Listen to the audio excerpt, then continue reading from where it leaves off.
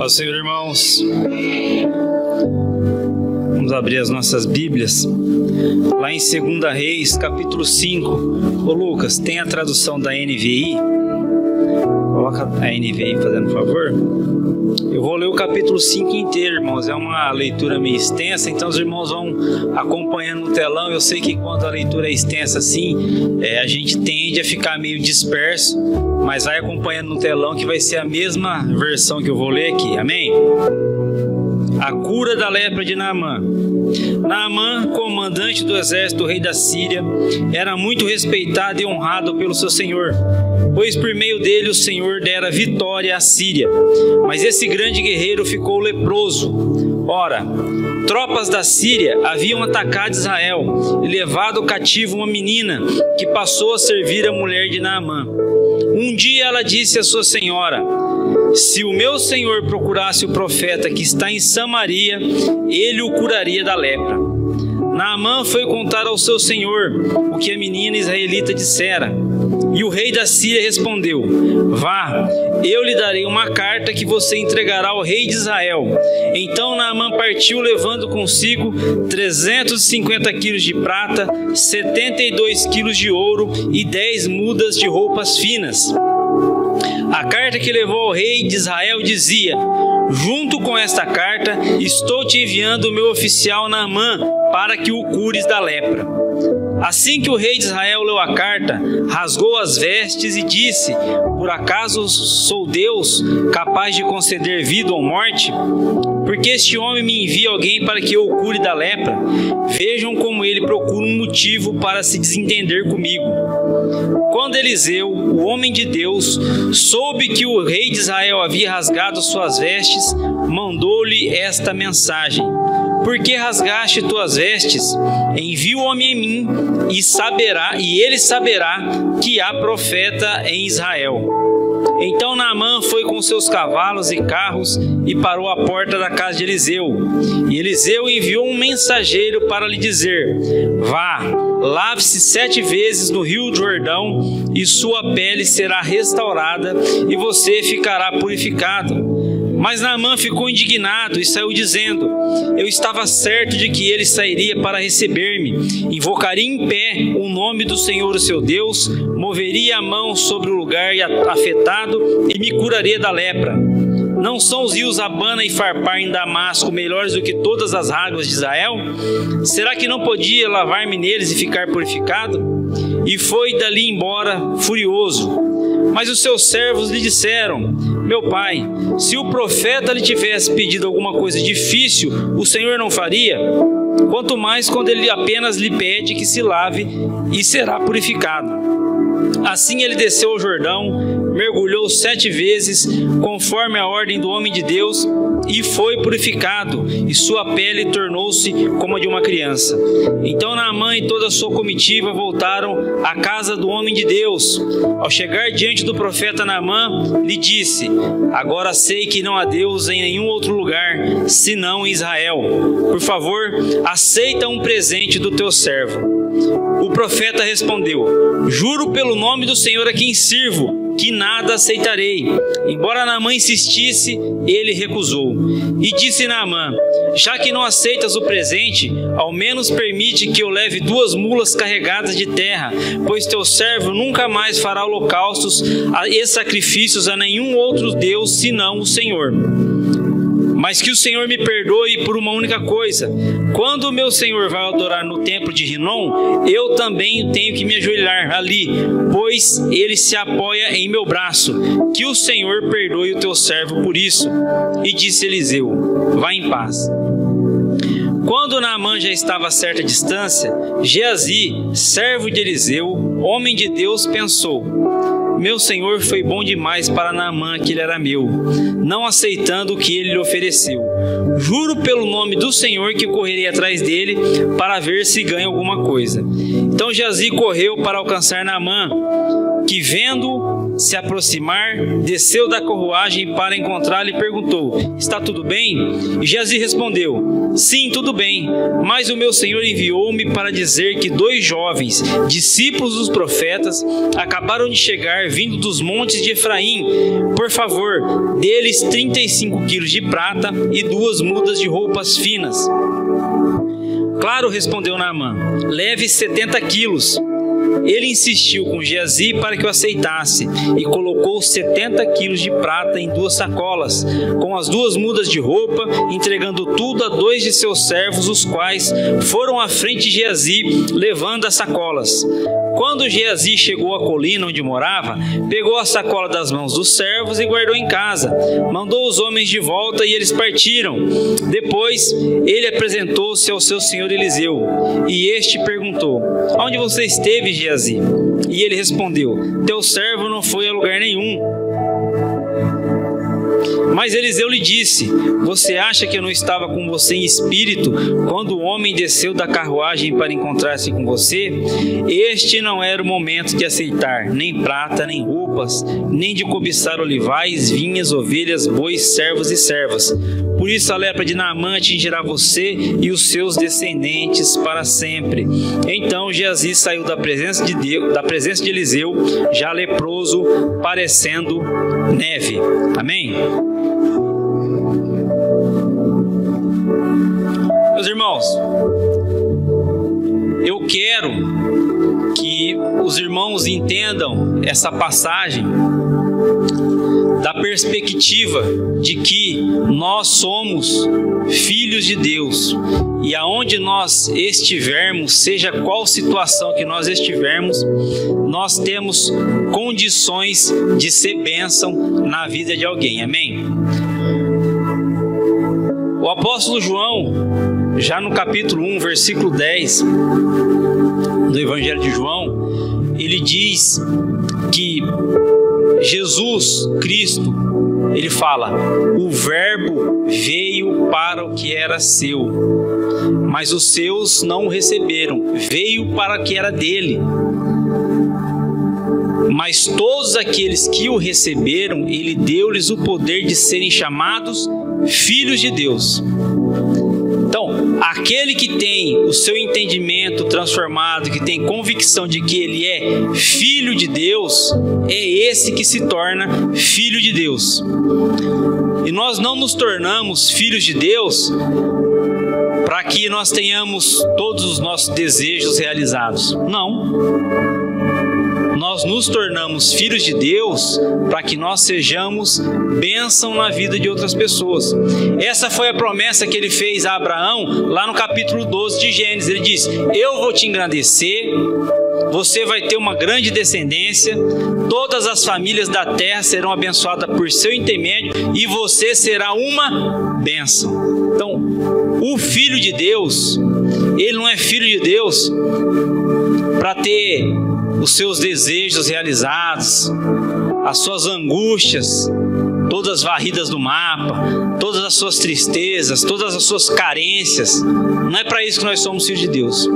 Deus nos fez filhos dele para que nós resplandecêssemos a luz de Cristo e através da igreja, dos filhos, outras pessoas reconheçam Cristo em nós. É por isso que Cristo disse que nós somos a luz do mundo e o sal da terra.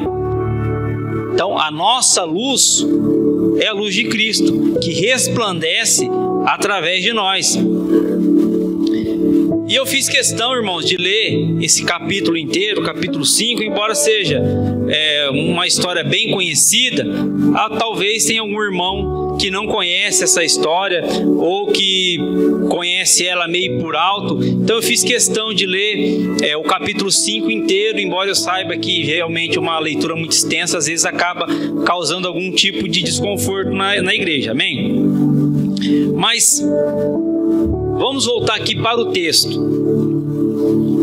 Nesse episódio, irmãos, nessa passagem, os irmãos sabem que Davi reinou por 40 anos sobre Israel unificado. Depois Salomão reinou por mais 40 anos. Quando chegou o fim desses 40 anos, devido à idolatria de Salomão nos últimos anos da sua vida, ele recebeu uma profecia de que o reino seria dividido. Então, ao fim da morte de Salomão, o reino de Israel ele foi dividido. As tribos do norte continuaram com o nome de Israel e elegeram para si o rei Jeroboão, filho de Nebate.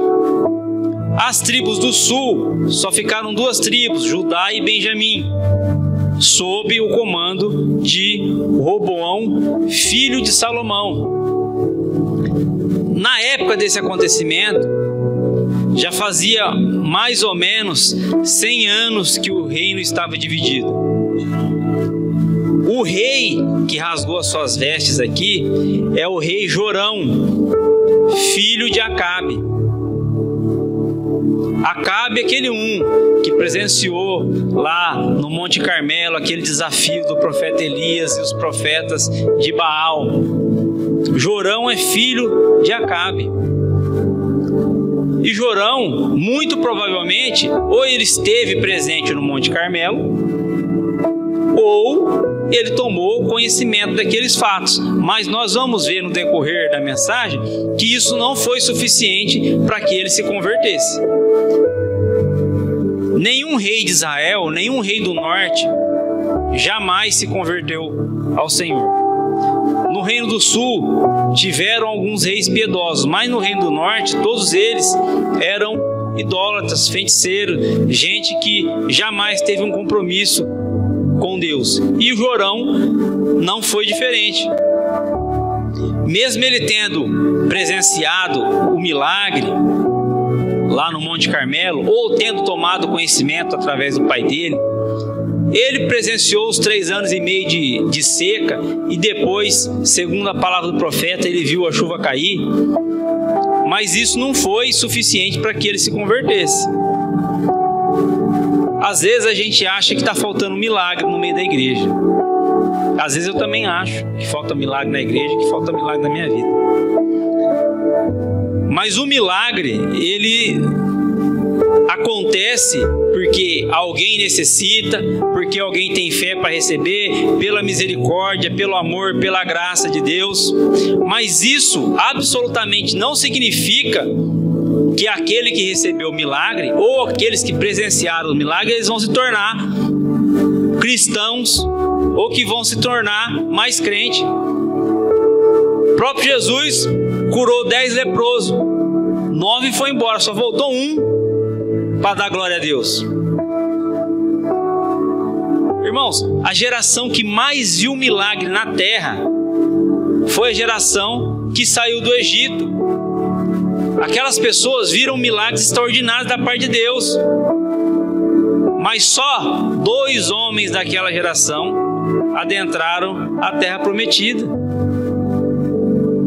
Então, obviamente que o milagre, ele vai edificar a fé, mas ele edifica a fé de quem tem, porque quem escolher não tiver fé, quem escolher não acreditar em Deus, vai continuar não acreditando. Tem muita gente estudada, muita gente com conhecimento, muito doutor, muito PhD hoje, que não querem em Deus mais. Nós vivemos hoje o que alguns autores chamam de uma sociedade pós-cristã. A Europa já vive nesse contexto. Você não vai encontrar lá 5% de crente. Na Inglaterra, na França, na Suíça, naquele lugar lá não tem mais. Então, meus irmãos, quando a gente vai para a escola, para a faculdade, a gente escuta muita coisa e colocam muita coisa na cabeça da gente, e a teoria da evolução, e na sociologia, na filosofia, aparece um monte de papagaiada e a gente acaba acreditando nisso. Eu, por um momento da minha vida, quando eu era mais jovem, eu me auto-intitulava um ateu. Mas eu era uma criança, tinha 14, 15 anos, não sabia nada da vida. E eu falava para alguém perguntasse se acredita em Deus, não acredito em Deus não. E talvez alguém tenha bons motivos para não acreditar em Deus. Bons motivos que eu digo é no sentido de que alguém pode falar assim: se Deus existe, por que tem tanto sofrimento? Se Deus existe, por que tem tanta guerra? Se Deus existe, por que tem tanta doença? Se Deus existe, por que isso, por que aquilo? Ele pode achar um bom motivo para não acreditar em Deus. Mas existem também muitos bons motivos para nós acreditarmos em Deus. E aquele que não acredita em Deus, se ele decidir não acreditar, ele pode se agarrar em qualquer âncora dessa aí, e jamais você vai conseguir demover alguém, porque quem demove alguém é só o Espírito Santo, não é a argumentação do ser humano. É por isso que a palavra de Deus fala: aquele que está limpo, limpe-se ainda, e aquele que está sujo, suje-se ainda. A questão de crer ou não em Deus é um negócio muito particular, muito individual. Quando começa lá em Gênesis, no capítulo 1 já começa assim: no princípio criou Deus os céus e a terra. Já é um fato consumado. A Bíblia não está preocupada em provar ou não a existência de Deus, e Cristo ressurreto não apareceu a nenhum incrédulo. Lê o Evangelho. Ele apareceu aos apóstolos, apareceu aos discípulos, apareceu a mais de 500 irmãos, depois por último ele apareceu para Paulo, mas ele não foi lá conversar com Caifás, ele não foi conversar com nenhum incrédulo, nenhum membro do Sinédrio, não. Jesus, ele faz se revelar àquele que tem fé para receber. Aquele que não tiver fé para receber vai continuar vivendo a sua vida como se nada tivesse acontecido. Agora, quem é filho de Deus, quem entendeu essa verdade, ele sabe de onde ele veio, ele sabe o que ele está fazendo aqui, que ele tem um propósito e sabe para onde está indo. Ele pode ser bênção na vida de muita gente, independentemente do contexto e da situação. Meus irmãos, o texto começa falando aqui que Naamã, ele era um camarada leproso, e tinha essa menina aqui. Essa menina é extraordinária. Essa menina era realmente uma pessoa que entendeu o que é ser filho de Deus, porque essa menina, ela era escrava na casa desse camarada aqui. Irmãos, você tem noção do que é ser escravo na casa de alguém? Ninguém tem noção do que é ser escravo na casa de alguém. A gente tem noção do que é trabalhar e ser mal pago, às vezes trabalhar e não receber. Às vezes acontece, a pessoa trabalha numa firma 1 mês, 2 meses, 3 meses, não recebe. A minha irmã trabalhou na Pevila, acho que com 6 meses, acho que não recebeu 3 meses de salário. Acontece.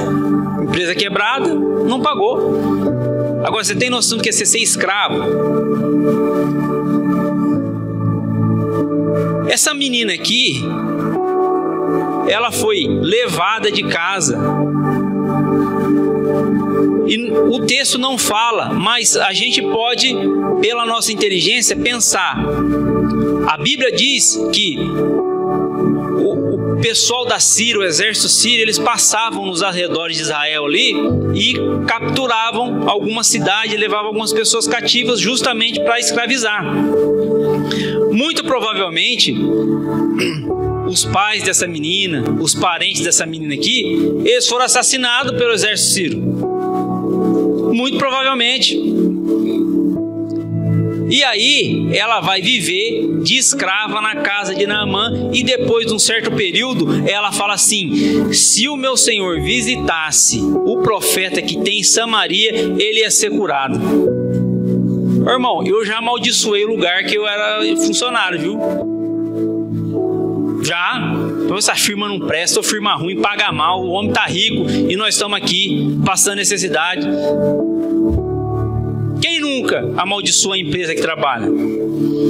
Agora essa menina aqui, rapaz, essa menina é escrava e ela tá desejando ver o senhor dela curado da lepra. Se fosse eu, ia estar amaldiçoando. Morre, miserável. Morre logo.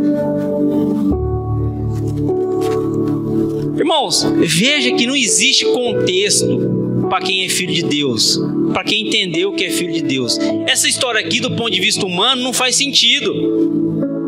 Faz sentido você ser escravo e estar desejando que o seu senhor, o seu carrasco, seja curado de uma doença? Por muito menos, irmão, nós já desejamos mal de muita gente. Agora, essa menina aqui, ela falou assim, ó, o seguinte: se o meu Senhor visitar o profeta que tem lá em Samaria, o Senhor vai ficar curado. Bom, pensa no que essa menina declarou.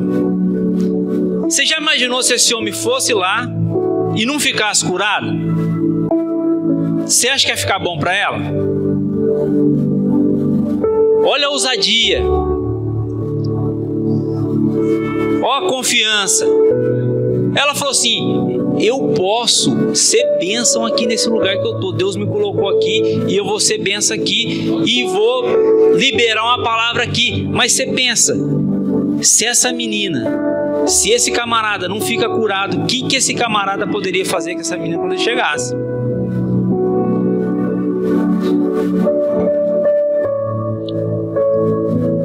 E aí, o que acontece? Esse camarada, quando ele vai lá para Samaria, você pensa o quê? Você pensa que era uma viagem igual o Idaquinha vai andava? Jesus dá testemunho de Naamã. Lá em Mateus ele fala, ó, tinha muito leproso em Israel no tempo de Elias, ou de Eliseu, mas quem foi curado foi Naamã. Só ele que foi curado. Por que será? Naamã, embora fosse Ciro, um general do exército sírio, ele é um camarada de fé, porque eu vou falar um negócio para você. Eu pesquisei na internet, essa viagem aqui durava uns 5 dias para ir, 5 para voltar, 10 dias de cavalo, de camelo, de burro, de qualquer coisa. Agora pensa, se ele não tivesse fé para receber o milagre, ele podia ficar lá onde ele estava. Embora ele fosse um camarada orgulhoso, ele era um camarada que ele tinha fé. E eu acho que é por isso que Deus resolveu se manifestar. Ele falou, esse camarada aí, ele tem fé. Ele pode ser um idólatra nesse momento aqui, mas ele está me buscando. E não é isso que a palavra fala? Quem buscar a Deus vai achar, irmão. Não fica preocupado não. Se você estiver buscando a Deus, você vai achar. Ele vai se manifestar. Não foi isso que Jesus falou? Quem me amar, quem amar a minha palavra, quem andar nos meus mandamentos, o Pai vai amar ele e eu vou me revelar. Então, se você estiver buscando a Deus, se você entendeu que você é filho, que você é bênção, que onde você estiver, Deus está com você, fique em paz que Deus vai te achar em qualquer situação.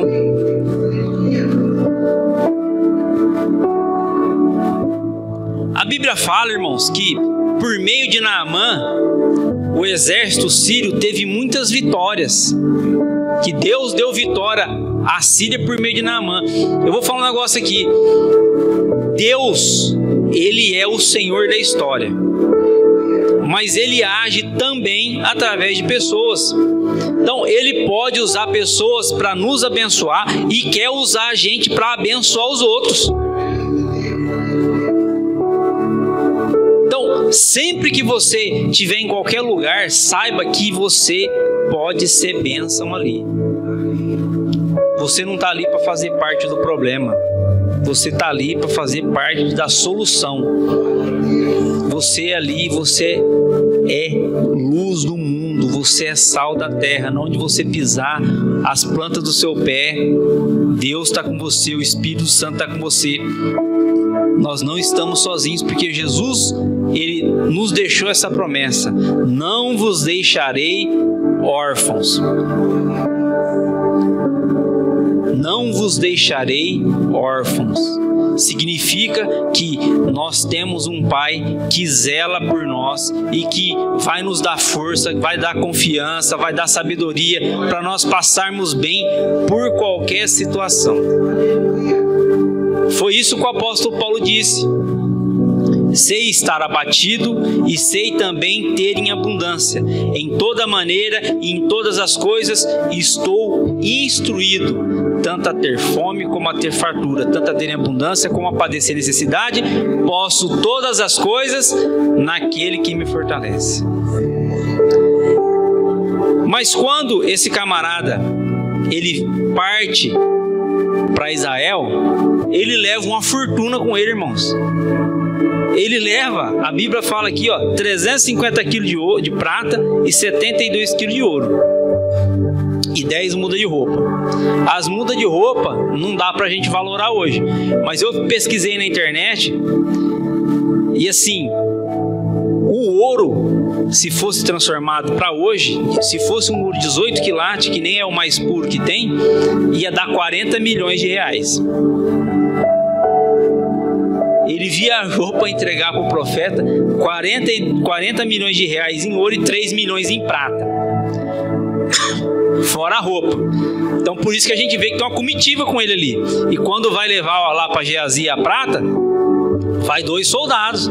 Por quê? Rapaz, se hoje o nego tá roubando um carro forte aí por causa de 3, 4 milhões, imagina um camarada viajando com 43 milhões fora a roupa. Então o cara vinha com uma escolta armada, viajando com todo esse dinheiro para entregar para o profeta. E quando o rei de Israel recebe Naamã, ele rasga as vestes. Rasgar as vestes significa um sinal de humilhação, de desespero.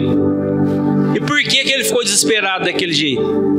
Porque era uma situação que ele não tinha como resolver. Assim como nas nossas vidas acontecem muitas situações que não tem como a gente resolver. Está fora do nosso controle. Agora, ele não apresenta a questão a Deus. Pode ver no texto, ele rasga as vestes dele e ele fala pro pessoal que tá, ó, o camarada tá procurando briga comigo. Ele mandou o general dele aqui para me curar ele. Eu sou Deus para curar alguém? E por que ele estava temeroso, irmãos? Porque naquele momento a Síria representava uma força militar muito grande para Israel. Tanto é que eles de vez em quando invadiam de Israel lá e levavam o que eles queriam.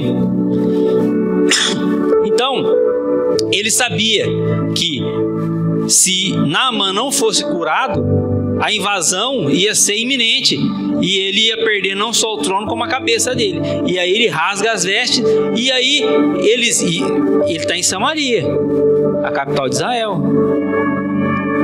E o profeta Eliseu mora lá também em Samaria. E esse camarada aqui, o Jorão, ele tinha conhecimento, como eu disse antes, dos fatos que ocorreram lá no Monte Carmelo. Ele tinha presenciado lá os 3 anos e meio de seca e depois a chuva. Mas ainda assim, ele não cria em Deus. Ele não tinha fé em Deus, ele não apresentou a causa a Deus. E aí, o profeta Eliseu fica sabendo e fala, ó, manda ele vir. Manda ele vir, porque ele vai saber que há profeta em Israel. Você não vai saber não, porque você não quer nada com Deus. Quem vai saber é ele. Presta atenção no texto. E ele saberá que há profeta em Israel. Quem vai saber que tem profeta em Israel é Naamã, porque Naamã está interessado. Agora o camarada que não está interessado, ele vai continuar lá fazendo as coisas dele. E Deus não está preocupado com isso não. Irmãos, pensa bem. Deus poderia ter impedido Caim de matar Abel? Poderia. Deus poderia ter impedido Adão, em primeiro lugar, de ter comido lá do fruto proibido? Poderia. Deus poderia ter impedido Saul de lá fazer sacrifício? Poderia. Deus poderia ter evitado que Davi caísse no adultério? Poderia. Deus poderia ter evitado que Amon violentasse Tamar? Poderia, mas ele não fez. Por quê? Porque ele é ruim? Não, porque nós temos livre-arbítrio. Nós temos livre-arbítrio, irmãos. Como a gente vai amar a Cristo? Como nós vamos amar os irmãos? Como nós vamos ser feitos na mesma matéria de Deus? Porque fala que Deus é amor. Como que nós vamos amar se a gente não tiver livre-arbítrio? Se fosse impossível que um pai amasse o filho ou que um filho não amasse o pai, não era amor. É possível um filho não amar o pai? É. Tanto é que tem filho que mata o pai. É possível um pai não amar o filho? É. Tanto é que a gente vê por aí direto pai que mata filho da criança. Então é possível? É possível. Está dentro do livre-arbítrio. Sem livre-arbítrio não tem amor. Então acontece muita tragédia, porque Deus, Ele preparou um mundo e colocou um ser lá que Ele tinha livre-arbítrio. Ele pode fazer coisa ruim e pode fazer também coisa boa. E isso não está na responsabilidade de Deus, está na responsabilidade do ser humano. Jorão, em nenhum momento da vida dele, ele procurou a Deus, ele buscou a Deus. A Bíblia fala que nunca ele buscou a Deus, sempre buscou o bezerro de ouro. Mas Naamã, ele escutou uma conversa, e Naamã, ele vivia lá na Síria, era um idólatra, tinha vários deuses lá, mas quando a menina falou para ele, ó, se você for lá em Samaria, tem um profeta lá, ele chama Eliseu, você vai ser curado dessa doença aí. O camarada arrumou uma fortuna de 43 milhões de reais, pediu autorização para o rei dele e partiu para Israel. E o rei ali morando na mesma cidade, Eliseu, jamais ele se rendeu aos pés de Cristo. Por isso que eu falo, irmãos, a gente não tem responsabilidade na vida dos outros não, viu? A gente pode ensinar, a gente pode instruir, a gente pode ajudar, mas cada um vai seguir seu caminho, não tem jeito. Vai trazer alegria ou tristeza para o nosso coração, mas não dá para viver a vida dos outros, viu? Você vive malemar a sua, a dos outros não dá para viver. Quem quer viver a vida dos outros, fica doente. Você está querendo controlar a vida dos outros, você vai ficar depressivo, você vai ficar ansioso. Não dá para viver a vida de ninguém, você vive a sua. Você pode ser bênção para os outros, mas viver a vida dos outros não dá.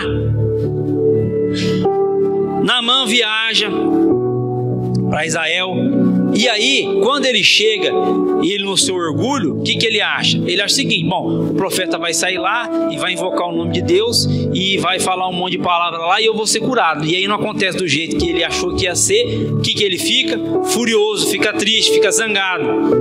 É porque a gente quer tudo no nosso tempo, do nosso jeito. Às vezes você está orando por uma coisa, você está pedindo, você está buscando, Deus tem promessa, mas não significa que vai ser naquele momento. Não foi porque Deus falou que vai acontecer, que vai ser já. Um dia eu recebi uma promessa de Deus. Deus falou comigo naquele culto, lá na Getúlio Vargas, naquele dia específico. E aquilo aconteceu uns 4 anos, 5 anos depois. Não aconteceu no outro dia, não aconteceu na outra semana, no outro mês. Não foi do jeito que eu achei que era, mas foi muito melhor do que eu achei que era. Então Deus trabalha desse jeito. Não é do nosso jeito não, é do jeito dele, porque ele sabe os caminhos certos. Ele sabe, ele contempla todas as coisas. A nossa visão é limitada, a gente sabe muito pouco. Mas para que Naamã recebesse a bênção, ele teve que quebrar o orgulho dele, ouvir o conselho. Muitas vezes, irmãos, é importante para a gente ouvir o conselho dos outros. Aquele que, só faço do meu jeito, é tudo do meu jeito, eu faço do jeito que eu quero, a hora que eu quero. Irmão, isso aí está fadado ao insucesso. A Bíblia fala que na multidão de conselhos existe sabedoria. É o Pai, o Filho e o Espírito Santo. Então, ouça conselhos, busque conselhos, avalie a situação e toma uma decisão. Ele ouviu o conselho do servo dele, foi lá no rio, se banhou 7 vezes, foi curado e voltou humilde. E você nota que na primeira vez, quando ele estava orgulhoso, Eliseu nem recebeu ele, mandou um camarada lá, um servo lá, encontrar ele no meio do caminho e falou, se banha lá que você vai ser curado. Mas da segunda vez, ele fala com Eliseu. Irmão, não dá para chegar diante de Deus orgulhoso não, viu? Não dá para chegar diante de Deus para falar, Deus, assim, eu decreto, a vitória é meu. Não tem condição isso aí não. E depois, você vê que ele está humilde, que ele oferece, ele insiste, o profeta não quer nada, ele fala, então permite que eu leve 2 mulas de terra aqui. Ô, irmão, você precisa pedir permissão para levar 2 mulas de terra. Rapaz, o cara era general de um exército, ele podia pegar na beira da estrada lá, encher 2 mulas de terra e levar a terra embora. E ele estava acostumado a levar gente embora e tesouro. Agora, para pegar 2, ele não queria mais roubar, né? Você vê como já transformou a mente dele? Ele falou assim: não vou pegar não, vou pedir, permite que eu pegue. Irmão, o cara estava com 43 milhões de reais em ouro e ele pediu permissão para levar 2 mulas com terra. Olha como tem mudança, como tem transformação. O camarada entendeu. E aí, irmãos, chega na parte de Geazi aqui, a gente percebe que olha como que é as coisas. Geazi, mesmo ele sendo servo do profeta Eliseu, andando com Eliseu, vendo as coisas que Deus fazia por intermédio de Eliseu, esse camarada aqui, ele não tinha noção do que é ser filho de Deus. Porque o que estava no coração dele? O ouro, a prata, as roupas. Ele estava procurando riqueza. E Eliseu fala para ele assim: ó, agora não é hora não, meu querido, de procurar riqueza. Irmãos, isso é um negócio tão profundo e serve tanto para a igreja brasileira hoje, que você vê pastor cobrando 50, 60 mil reais para pregar, irmão. O que é isso? Igreja parecendo shopping, virou lugar de comércio. Irmãos, essa menina aqui que era escrava, o que ela tinha? Nem a vida dela pertencia a ela. Qualquer momento, alguém poderia falar para ela assim: ó, você não serve mais. Talvez ela poderia ficar doente e não está servindo não, vamos matar.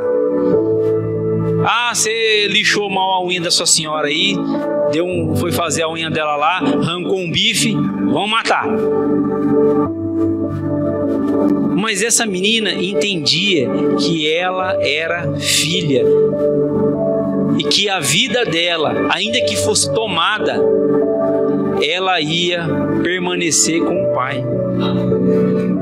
Essa é a convicção que nós temos que ter. Eu sei que é mais fácil falar do que ter essa convicção, do que ter essa fé. Eu sei que é mais fácil falar.